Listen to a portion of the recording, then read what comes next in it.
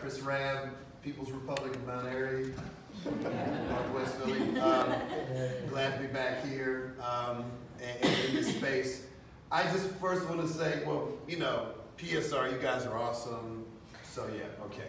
But I want to talk about Danielle Phil because she was one of the people who came in through the blue tsunami in 2018. And so the few progressives in Harrisburg who were doing the work got significant reinforcements.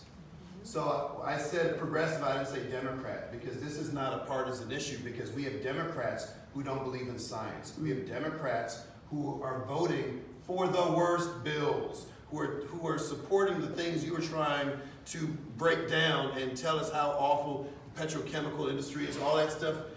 So this is not a partisan issue.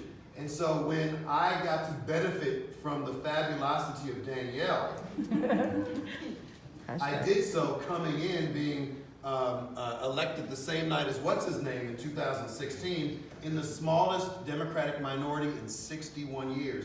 And within 2 years, we got her and 23 other folks. Now, they're not all rock stars like her and on the right side of these issues, but I have reinforcements.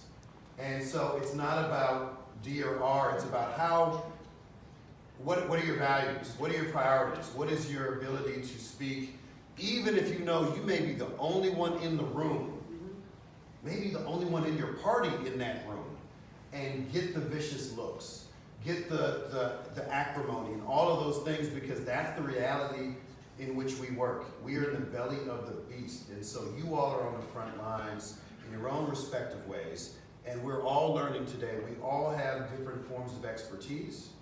I'm not a pipeline expert, I'm a tree hugger. Like, I know my place.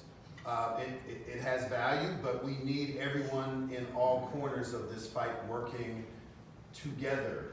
And so I'm really excited that, you know, we're talking about folks beyond Philly, beyond the blue bubble. We're talking about folks who have different lived experiences that allow us and affirm our own stories to figure out how we can do this together, because this is not a Philly issue, this is not a Democratic issue, this is not even a state issue, this is a global imperative. And so as much as I have a ton of people on my 100% renewable energy bill, some of those same people are supporting unlimited tax credits for petrochemical corporations. Now, yeah, you gave me a very funny look. I'll end it by this. That is the nature of our existence in Harrisburg. They're a co-sponsor of my tree huggery, right? And then they're supporting petrochemicals. So you can say, oh, well, that's a bad person, or that's a stupid person, or that's a lazy person. You can make whatever assumptions you want to make. That's not a strategic value to make anyone a caricature like that. You have to understand the nature of how Harrisburg works, and the state legislature, and the special interests that don't care if you're a D or R. They will give you money if you vote the right way. And the right way to some people is different than the right way of the people who are in this room. And we have to change that dynamic. So it doesn't matter if you're a tree hugger, or environmental justice or climate change is your #1 issue. If you are really dedicated to this issue, your #2 and #3 things must be electoral reform and like public financing, right? Because these special interests have undue influence. And 2, media reform. Who's telling the messaging? Danielle was saying she was interviewed by Fox News. They just did a report today that said only 1% of corporate media content is talking about climate change. Yeah. But it's an existential threat.